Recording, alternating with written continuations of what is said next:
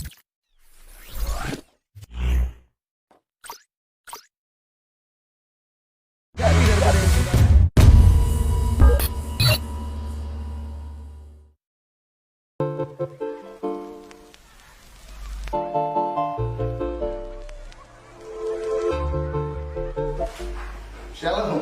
selamat pagi. Gimana kabarnya? Saya ada Kingdom Lifestyles. Kingdom Lifestyle dalam program acara Bayu. Bayu itu artinya olehmu. Olehmu itu adalah begini. Olehmu aku diberkati. Olehmu hidupku diangkat. Olehmu kita dimenangkan. Olehmu aku disembuhkan. Jadi Kingdom Lifestyles itu biasa kita singkat KLS. Berisi tentang panduan bagaimana saudara bisa mengerjakan firman Tuhan setiap hari, berbicara tentang pola hidup, gaya hidup kerajaan surga. Jadi ketika Yesus ada di atas muka bumi ini, dia memakai cara hidup kerajaan surga. Jadi setiap hari ikuti program kami di KLS Kingdom Lifestyle Bayu. Setiap jam 9 pagi kita adakan streaming. Dan untuk hari ini saya memberitahu saudara, ayo apa yang harus saudara kerjakan hari ini sesuai dengan firman Tuhan. Shalom saudara. Minggu yang baru, hari Senin, kita percaya bahwa Tuhan akan memberikan jalan-jalan yang baru buat kita untuk kita melakukan sesuatu. Kingdom Lifestyle hari ini, Kingdom Lifestyle Bayu. Olehmu aku diberkati, olehmu aku dilepaskan, olehmu aku diberi kesehatan, olehmu aku dipelihara, dan olehmu aku dipakai hidup. Haleluya. Jadi hari ini Kingdom Lifestyle kita adalah dari kitab Yesaya pasal yang ke-15 sampai dengan ke-18, dan juga dalam kitab Ibrani pasal yang ke-10. Dan kita sedang belajar hari ini mengenai kesombongan, saudara. Dan rupanya ini hal yang sangat menarik sekali. Sebab kalau saudara baca mengenai dari kitab Yesaya pasal yang ke-15 sampai 18 mengenai Moab ini berbicara tentang apa? Tentang kesombongan. Sebab begini saudara, kalau kita tidak hati-hati, kesombongan itu mempermalukan diri sendiri. Kesombongan itu membuka aib diri sendiri. Suatu saat ada seorang yang supir taksi ini mengambil penumpang di bengkel motor besar. Kemudian ketika penumpangnya udah naik, supir taksinya berkata begini, "Waduh Pak, selamat siang Pak. Waduh, suka hobi moge Pak ya?" "Oh iya, saya senang moge." Kemudian supir taksinya bilang begini, "Dulu sebelum saya bangkrut, saya juga suka moge." Yang gitu. "Saya dulu hobi kita sama, tapi setelah bangkrut ya terpaksa sekarang jadi supir taksi." Dia bilang gitu. Lalu si tamunya berkata begini, penumpangnya berkata, "Oh iya, suka moge juga dulu." "Oh iya, dulu saya hobi saya moge." "Oke, terus dulu motornya apa?" ditanya begitu kan. Lalu supir taksinya bilang, "Harley dong Pak, penggemar moge harus punya Harley, kalau nggak punya Harley itu belum moge." Dia bilang gitu. "Oh, oke, iya. Terus Harley yang tipe apa?" Begitu ditanya tipe apa, saudara tahu si supir taksinya agak bingung. Dia bilang ini, "Oh itu tipe Davidson." Jadi Harley tipe Davidson.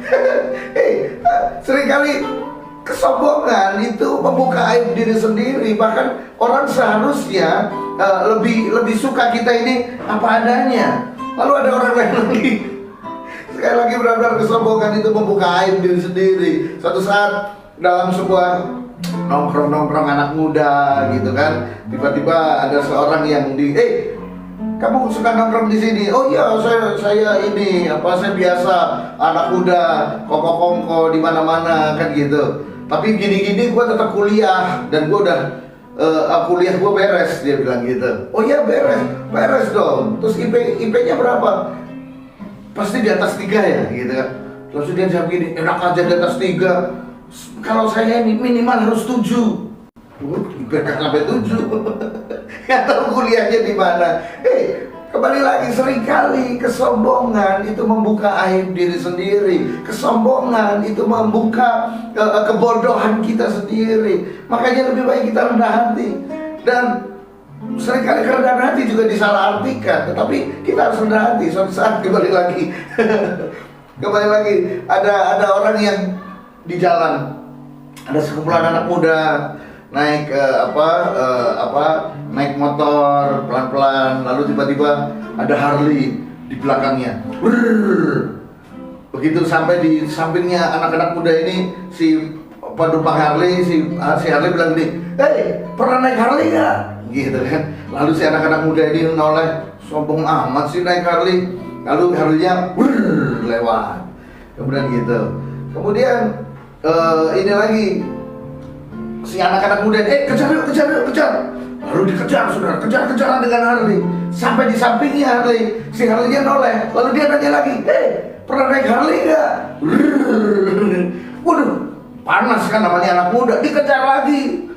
Begitu cepat mereka kejar, tiba-tiba di depan ada kerumunan, saudara. Di depan ada kerumunan, lalu mereka lihat pelan-pelan, karena ada kerumunan mereka harus pelan, dan mereka melihat si Harley tadi sudah terjungkal. Si Harley tadi sudah terkapar dengan Harley-nya. Lalu anak-anak muda ini nengok berhenti, lalu dia lihat. Waktu lihat si penumpang Harley-nya ini bilang gini, "Pernah naik Harley nggak?" Sambil kesakitan, saudara. "Pernah naik Harley nggak?" Lalu anak-anak muda ini marah, "Lu itu ya, kamu itu ya sombong minta ampun, baru naik Harley sekali, bilang-bilang naik Harley." Lalu si penumpang Harley-nya, si yang naik Harley bilang gini, "Enggak, gua cuma mau tanya, remnya di mana?" Hey, hidup ini kita harus berjalan hidup dalam kerendahan hati. Sebab kalau tidak dengan kerendahan hati, kita hanya untuk meninggikan diri kita berbohong, hanya untuk meninggikan diri kita bersusah-susah. Tahukah saudara, kalau untuk cuma membiayai kebutuhan hidup, saudara nggak perlu uang yang banyak. Yang mahal itu kan membiayai gaya hidup, betul nggak? Yang mahal itu membiayai lifestyle. Dan saya mengucap syukur corona ini menghapus banyak lifestyle, banyak gaya hidup. Bayangkan untuk saudara minum sebuah kopi, satu cangkir kopi yang saudara bisa minum dengan harga yang jauh lebih murah, 5.000, 10.000. Tetapi di satu tempat tertentu saudara harus minum dengan harga 50.000 hanya dengan kopi hitam Americano. Ya kan? Dengan harga kopi hitam saudara 50.000. Padahal saudara tidak sedang membayar kopi, saudara sedang membayar AC-nya, saudara sedang membayar tempat duduknya, saudara sedang membayar sofanya, dan saudara sedang membayar apa? Lifestyle-nya, gengsinya, duduk di situ minum kopi. Padahal kopi yang sama saudara bisa dapatkan dengan harga yang 10.000 rupiah. Dan hari ini memang kita harus belajar hari-hari ini untuk kita hidup apa adanya, bukan ada apanya. Hidup apa adanya. Jangan seperti yang kita baca, Moab ini adalah sebuah bangsa yang sangat sombong sekali, dan saking sombongnya maka Tuhan mengajar mereka. Yesaya pasal yang ke-16 ayat yang ke-5, saya ajak saudara baca. Ini dia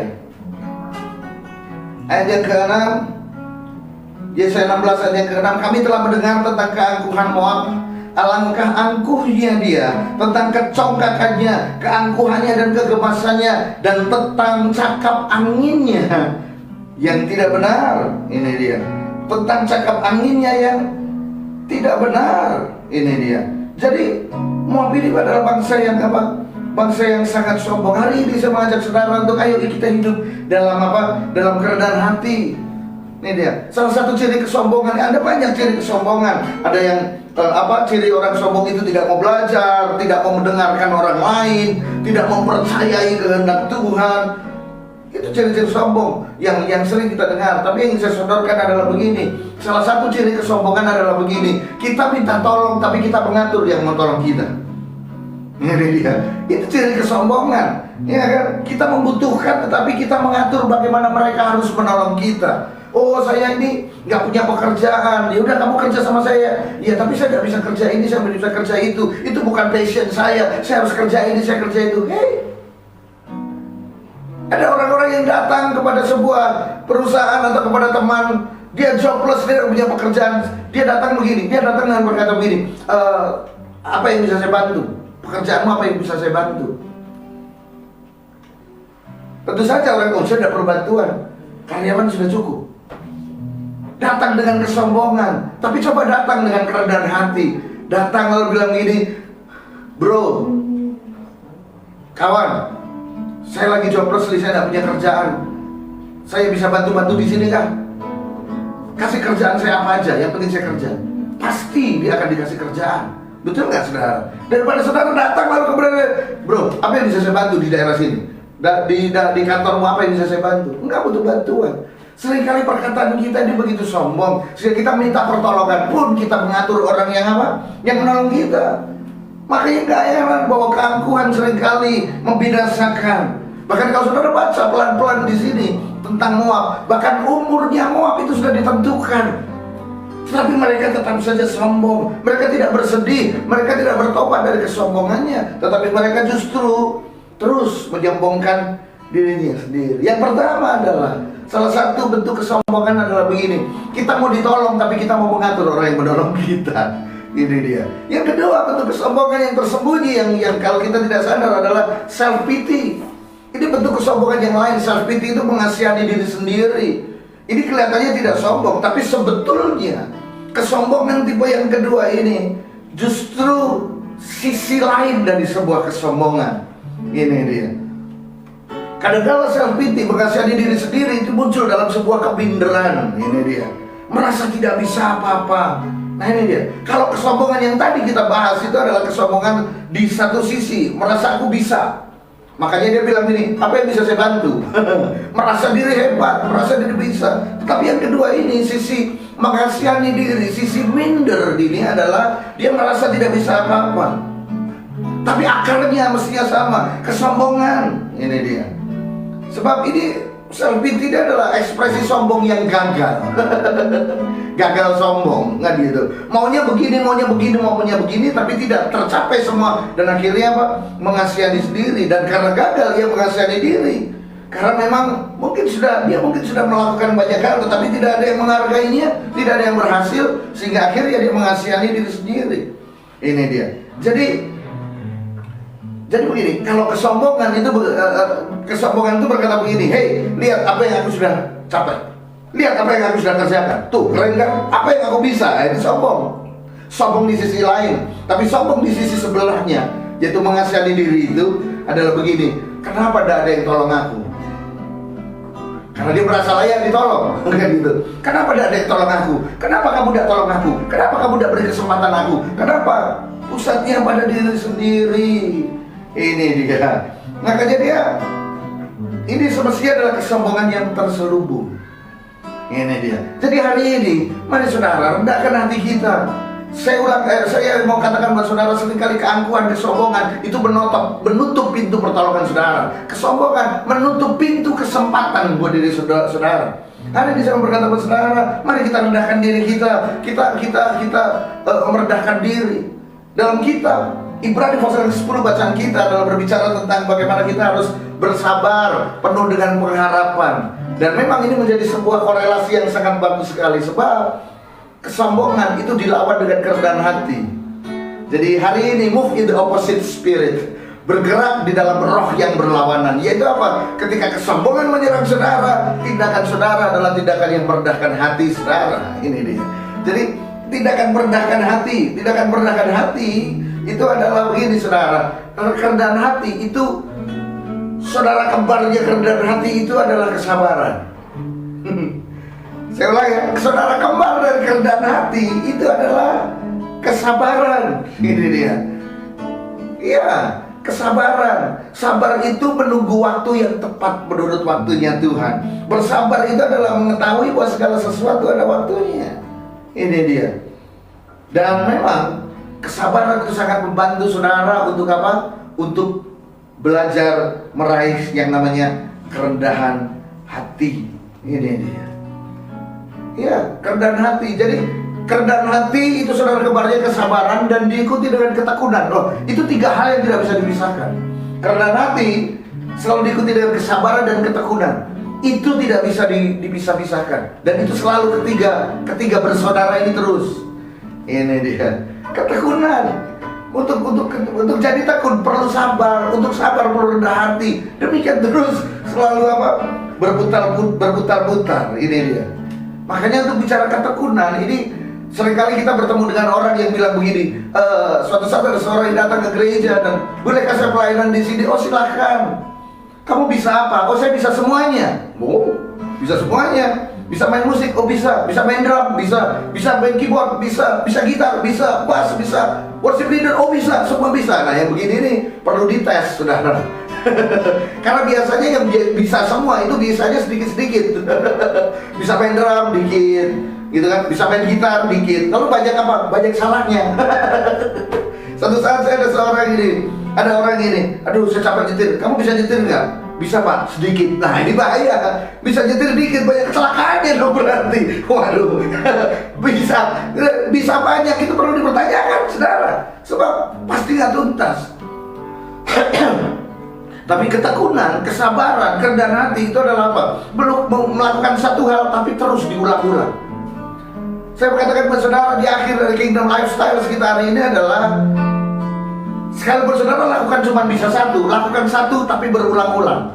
Melakukan satu tapi diulang 1000 kali, itu hasilnya akan lebih dahsyat luar biasa daripada saudara melakukan banyak hal tapi cuma satu kali. Saudara tahu seorang pesilat tangguh, bintang film dan seorang ahli kungfu terkenal di seluruh dunia, nggak ada yang nggak tahu namanya, Bruce Lee. Bruce Lee terkenal dengan pukulan tinju mautnya. Saudara tahu berapa kali Bruce Lee melatihnya? Bruce Lee melatihnya dengan satu pukulan itu 1000 kali pukulan. Dengan satu kali pukulan, dengan satu tipe pukulan, tapi dilatih 1000 kali. Itu cukup untuk menjatuhkan siapapun lawannya.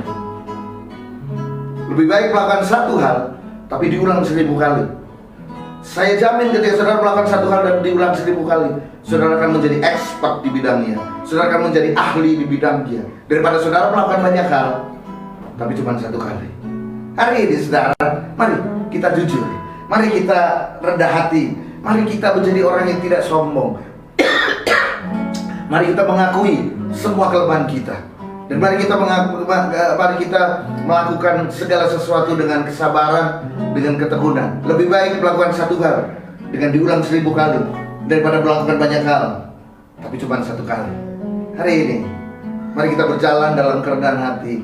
Gak usah menutupi kekurangan diri, dan gak usah menutupi, gak usah pengen kelihatan wah, gak usah pengen kelihatan hebat, gak usah pengen kelihatan berhasil, gak usah pengen kelihatan top, tetapi berlakulah apa adanya, sehingga orang melihat saudara adalah orang yang luar biasa. Ada kalanya orang perlu ditolong, tetapi dia tidak memperlihatkan dirinya bahwa dia perlu untuk ditolong. Gayanya masih selangit. Itu alam pun tidak jatuh belas kasihan dengan dia, apalagi Tuhan, apalagi orang-orang di sekeliling saudara. Tapi kalau saudara rendah hati, apa adanya, berbahasa, bertutur kata dengan rendah hati, akan ada banyak pertolongan menghampiri diri saudara. Ingat saudara, kerendahan hati seringkali membuka pintu dan mendatangkan semua pertolongan. Tetapi kesombongan seringkali justru menutup semua pintu pertolongan, bahkan kesempatan. Kingdom Lifestyles hari ini, Kingdom Lifestyles by you. Semua karenamu, olehmu aku diberkati, olehmu aku dipakai, olehmu aku berhasil, olehmu segala yang baik telah aku terima. Tuhan Yesus memberkati saudara.